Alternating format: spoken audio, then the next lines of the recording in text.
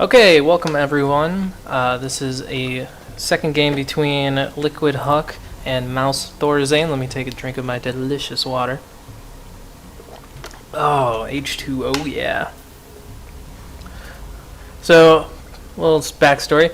This is only my second game commenting, and we'll see how it goes. I adjusted some mixer quality, some levels, so I don't get that static twinge, but I do encourage the feedback. I'm trying to not say I'm trying to give my own little personal insight onto these players, their strategy. That way I'm not just saying, oh, here's a pylon, oh, here's a gateway. Although I could do that. Ooh, piece of candy. Ooh, gateway. That'd be a great way to play, actually. See the probe moving out, and Thorzain, I'm really loving his, lately he's been doing a lot of bio ball against Protoss, which is where you get a really early command center and just get that macro / upgrade lead while Protoss is kind of getting behind, because once those Colossus come out, that's when it gets really dicey.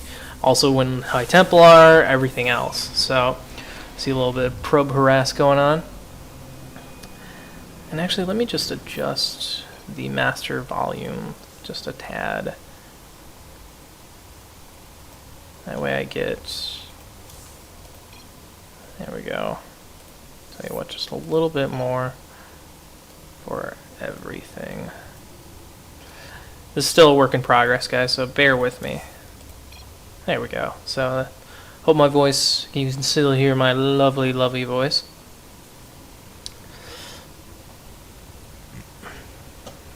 We bring up the production tab. Not a lot going on right now. We see a command center coming up. Probe's just going to hang out right here while the SCV goes to scout. Cybercore is finishing up. Looks like he's going to go for an early stalker, which is, it's always better to get the stalker because honestly, at this level of play, you don't really have to worry about proxy barracks or anything else. So you really just want that stalker out so you can chase off any SCVs. Really anything. Stalkers move faster than an SCV, and they also move faster than a Marine. So, and they're ranged. So it's not like a Zealot where you're like, you have to wait up, wait up.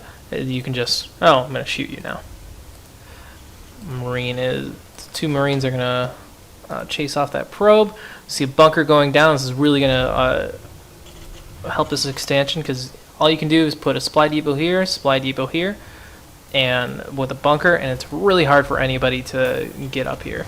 Now the problem is that with a bio ball, you have no splash damage. So what this means is you have to go on the suspect that I just have more stuff than you. See that stalker just moving out, just making sure there's no proxy, anything. Is he gonna, come on, take out that, come on, build that nexus, warp it in, you know you wanna, little probe, oh yeah, there it goes. The nexus coming on down. Stalker's gonna poke up here, not see anything, bunker, whoop-de-doo, and he's just gonna hang out here. Warp gate research just finishing up, and it doesn't look like there's gonna be a 4-gate this game. If there was, we'd see a couple more gateways plop down. But with this expansion right here, it's going to be a long macro game. Stem pack coming down, and we see just Marines coming out for Thorzain. We see one tech lab, no reactor or additional tech labs. And stem, you can really use that in kind of a defensive posture.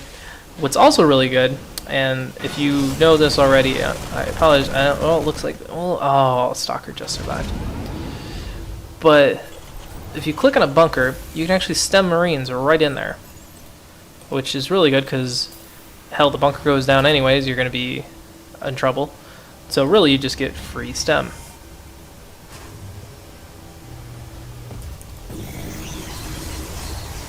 Nexus just finishing up. And the Stalker as this Naga Tower is really going to help against any kind of big Marauder play.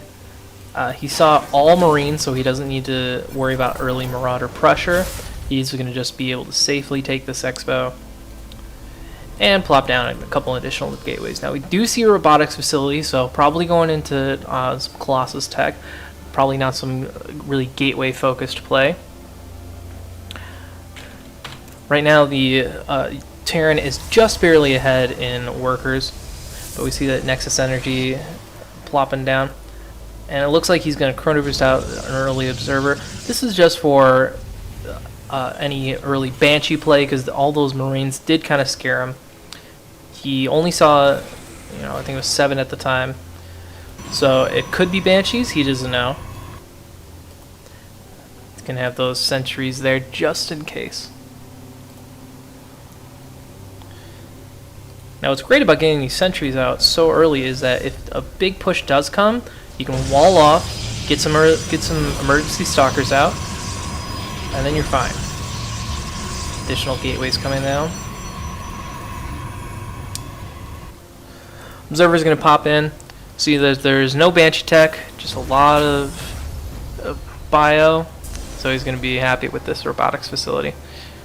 The second he sees that,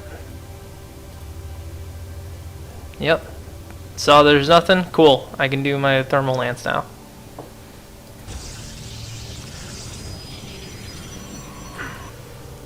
More Marines, and oh, a little observer got picked off. I saw observers were like mini Zoidbergs. Just they kind of the tentacles were what would always give it to me. 2 medevacs coming out, and looks like he could push with this. It looks like he will. So he's gonna do it before the Colossus comes out, and it looks like the Colossus is just popping up. But without that thermal lance, the Colossus is going to be really vulnerable. +1 just finishing up, and it looks like, yeah,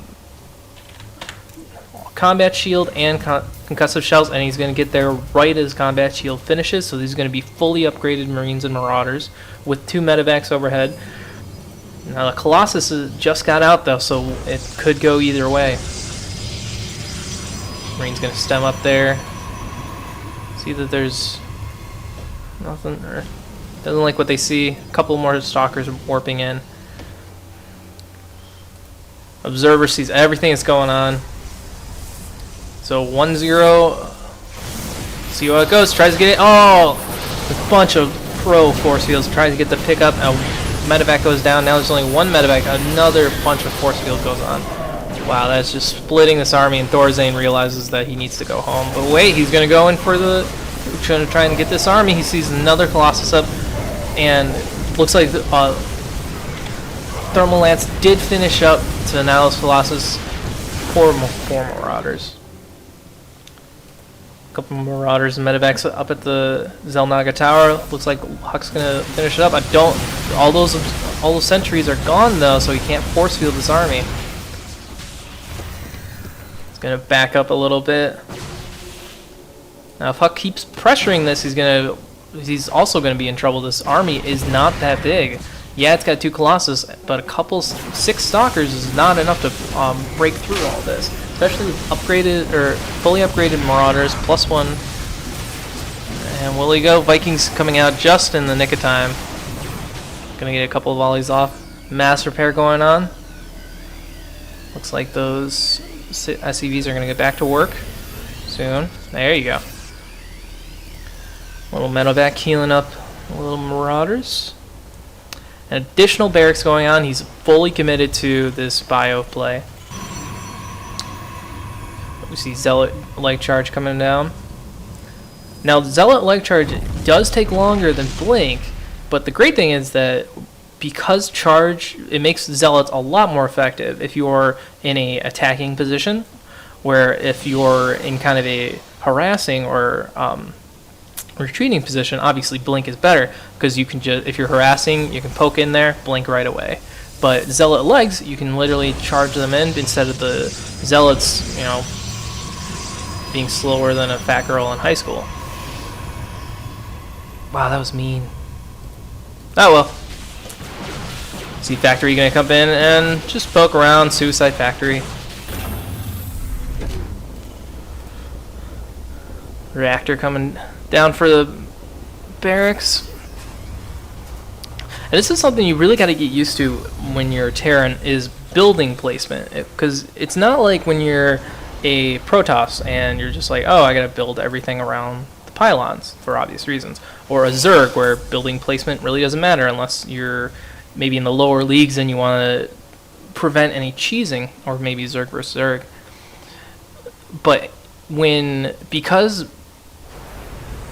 Terran gets their units from buildings, they have to worry about where am I going to put all these things. So if you put it in this vertical line right here, everything can just go around. And I love how he makes everything, if you see all these barracks are rallied in and they form kind of a half circle, how to do it.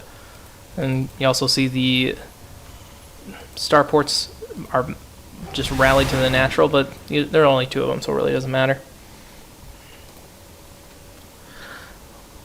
Terran is supply block, but he's ahead, and so is the Protoss, so it really doesn't matter that Huk's food counters, or money count's starting to rise. Now he is a little bit ahead with, or Thorzain is ahead in bases. See his 4th just coming down.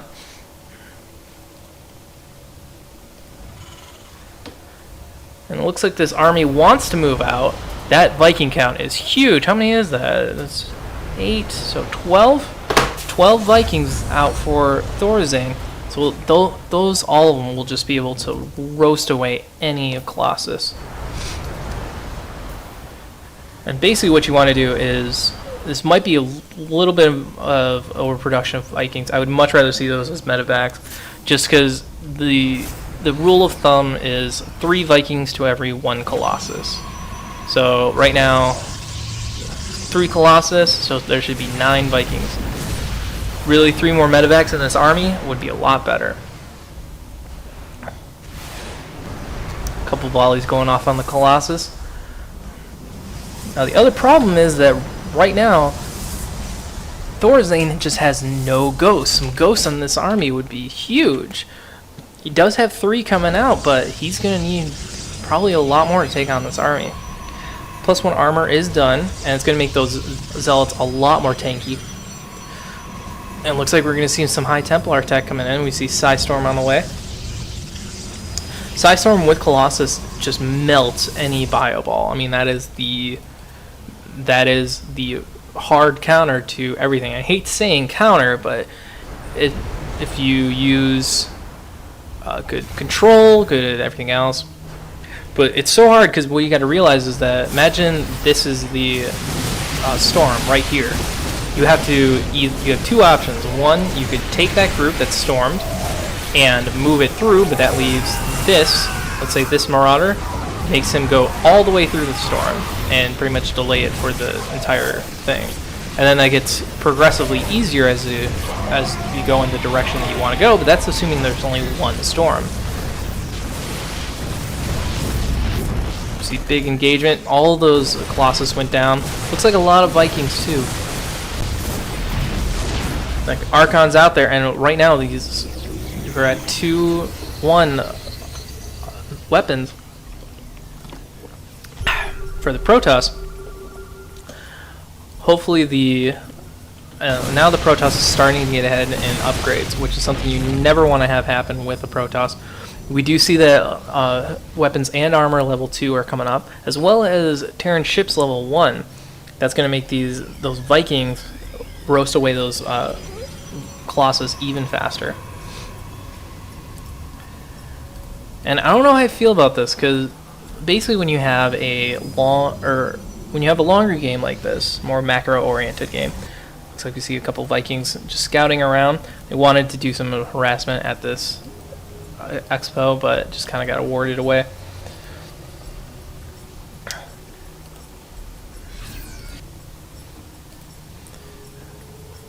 But what you want to do is make that first volley, which you're guaranteed to do in any battle. You want to make that first volley do as much damage as possible to whatever army you're up against. Now granted, if you have armor, you're able to last just that little bit longer, but it really depends. On the Zealots, it's obviously having more armor is great because they have so much just shields and HP. See, Those High Templar getting roasted away, and those would have been a lot better. Here we go. No Colossus, so the Vikings are getting landed. They have nowhere to land though, and it looks like random might have picking up those Marines. And big storm going down on the huge bio ball. Now this army is split up. One Marauder over here. And how you can always tell if you're winning is if you have your arc, and then he has his ball or arc. If your arc starts to extend over his, that's how you know you're winning. Everything else just getting roasted away. We see Terran ships level 2 coming up, as well as personal cloaking. A couple more ghosts getting into the fray. 3 more Vikings on the way. Now the great thing is Thorzain has easily been able to get up all of these expos.